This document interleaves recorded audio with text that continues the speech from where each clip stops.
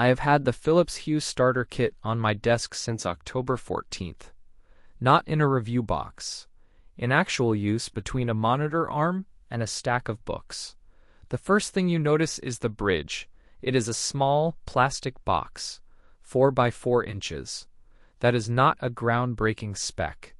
But that small piece of plastic is where the engineering lives.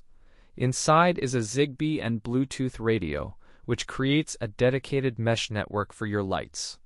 Most smart bulbs this capacity use only Wi-Fi, which can congest your home network. The Hue Bridge provides a stable connection separate from your router, not a separate component. The bridge is the dedicated hub. That is the kind of decision that adds $5 to the bill of materials and $0 to the marketing budget. I respect that. The firmware update took 7 minutes. I timed it. This Philips Hue starter kit typically sells for around $150. It is $135.74.